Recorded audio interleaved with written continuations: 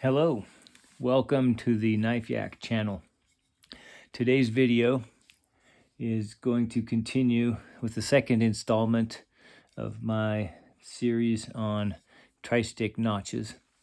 And today I'm going to demonstrate the 90-degree or latch notch. Now this is the stick I carved already, and I'm going to show you what that notch looks like. It's this one right here. It's called a 90-degree notch, presumably because let's get closer to the camera.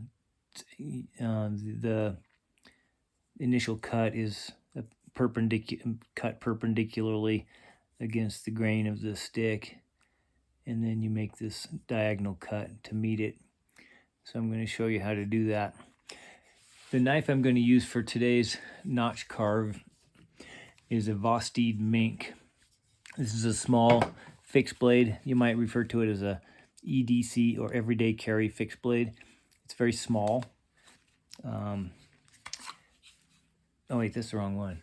The Vosteed Mink actually comes in two different shapes and sizes. This is not the one I'm going to use. Let me show you the other one first. I have both of them here. Okay, this is the one I'm going to use for today's demonstration. This is called the Vosteed Mink. It's a small fixed blade with a. They refer to it in their advertising as a clip point, but it's not. It's more of a trailing point, I think. The blade is 3 1/4 inches long, and it has a micarta frag style handle scales attached with 3 Torx screws, so the thing can be taken apart to clean it if you need to. Has a lanyard hole. You know I love lanyard holes. It comes with a good Kydex sheath, a pancake style Kydex sheath. I have added an ulti clip to the sheath to facilitate pocket carry.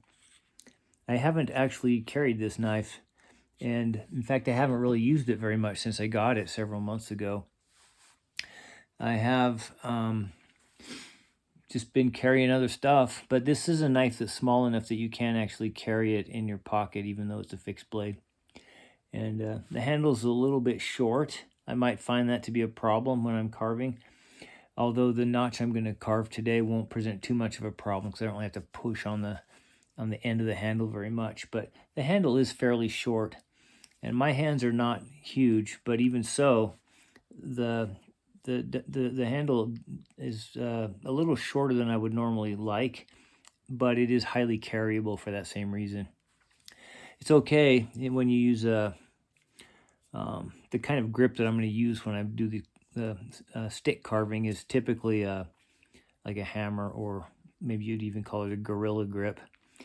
But if you have to use more of a foil grip, like in fencing, I find that the butt end of the handle does kind of press into the fleshy part of my hand a little bit. So it's not the most comfortable knife in hand, but it's always a compromise. You always trade a little bit of functionality or comfort for the sake of carryability, and it's actually quite a lot of knife in a fairly small package. Like I say, I haven't used this knife very much at all, so I'm going to try it out today.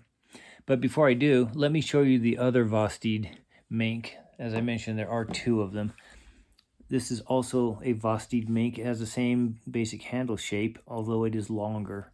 And the blade is I guess I'd call it a modified sheep foot, but some people would refer to that as a reverse Tonto, because Tonto blade looks kind of like that, but this is the other way. So the edge portion does not have the curve or the elbow or the angle. So some people call that a reverse Tonto. This is a Vosteed Mink XL because it is larger, whereas this smaller one has a 3 1/4 inch blade. The XL is actually bigger. It's like you can kind of see it's like an inch longer. So it has a 4-inch blade. The handle, if I can do this without cutting myself, the handle is also a little bit longer. I don't know if you can see that. Well, it's kind of hard to get the angle here, but there you go. So you can see that the handle on the large one is in fact larger. So all things considered, I like the larger one better in my hand, but I'm going to use the smaller one today. Let me put this one back in the sheath. And so as I said, I'm going to carve the this this 90-degree or latch notch. When we do a tri-stick, a very important technique to master is the stop cut. So when we're going to cut a notch, we want the knife to stop at a certain point, and we don't want the cut to extend past the area that we're actually trying to cut up to. And so we're going to make a notch which will serve to stop the cut, and hence it's called a stop cut. Now the way I do that is I just set the knife at the position where I want to start to cut, or actually, well, it's where the notch begins. I'm starting about an inch or an inch and a half down from the end of the stick, and I'm just gonna hold the knife perpendicularly across the grain of the wood, and I'm just gonna press down kind of hard. And I'm gonna rock the knife back and forth a little bit along that line. At the end of this notch, when I'm done carving this notch, this will cut down into the wood about almost halfway through the stick.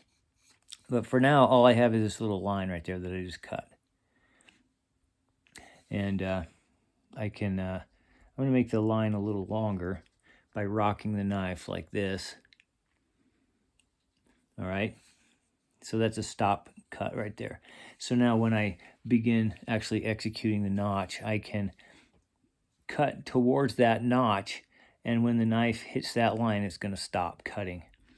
So while I'm doing this, I'm going to press against the spine of the blade with my thumb, and I'm also going to press against the spine farther down towards the tip with my other thumb for my left hand. And I am right-handed, and I'm holding the knife in my right hand. So I'm going to use my left hand thumb against the tip portion of the spine. And this Vosteed Mink is actually really good for this because it has jimping both where my right hand thumb goes, right here. You can see those textured grooves right there, and then over here as well.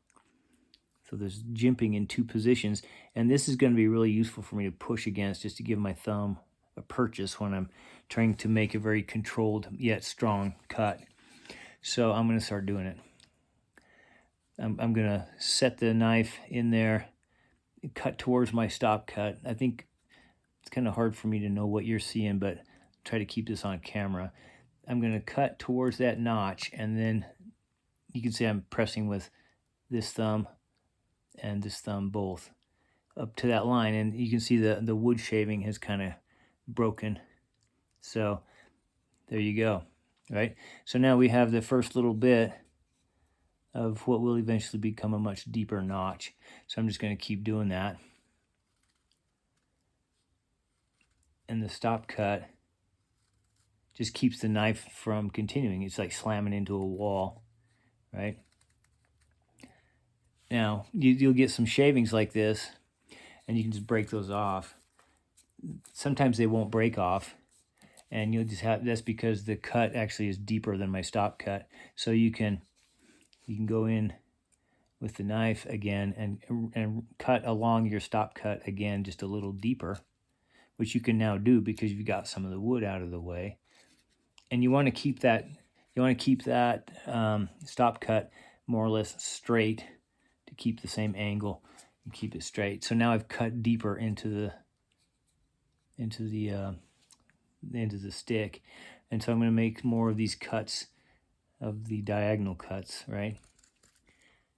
And just kind of rock it back and forth a little bit if you need to get a little bit more, into the wood. So I'm going to, again, I'm doing the perpendicular cut along my stop cut and pressing in a little deeper.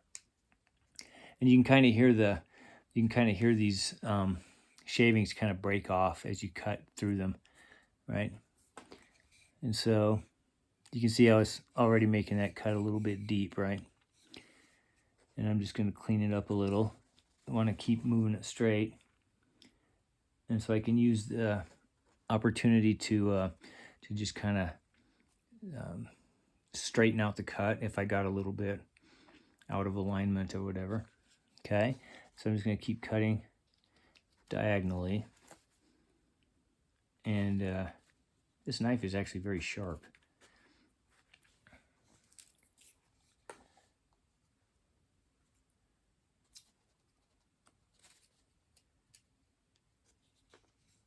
All right, you see we're getting there. It's not a very difficult cut, and it's fairly simple to execute. As long as your knife is sharp, it goes into the wood well enough. And again, I'm just deepening my stop cut, and then I cut into the diagonal portion until it stops at the wall. Just break that off with your thumb, right? Clean it up a little bit. And there we go. So that's basically it right there. It's not too terribly hard to do. I haven't been cutting enough or long enough today with this particular notch demonstration to make my hand tired or sore. I think if I were doing this, if I did hard carving for about an hour or so, this little corner of the handle right here would start to poke into my hand a little bit, give me a hot spot, I think. It's not agonizingly painful, but it's not the most comfortable handle that I've ever dealt with, but it does feel extremely secure in the hand. It feels very solid, very robust. I don't think I could break this knife with my bare hands. It locks in really well. I feel like my fingers are protected by this choil area, which makes it a natural position to anchor the forefinger. I feel like I'm secure, and this jimping does a good job of holding the thumb in place. So I think this is a very good everyday carry choice for a fixed blade if you're inclined to carry a fixed blade. It really does work for pocket carry. So that's pretty much it. We've made our second notch, and I'll just call it a day now. Next notch I'm going to do will be the saddle notch, so stay tuned for that. Thank you for watching.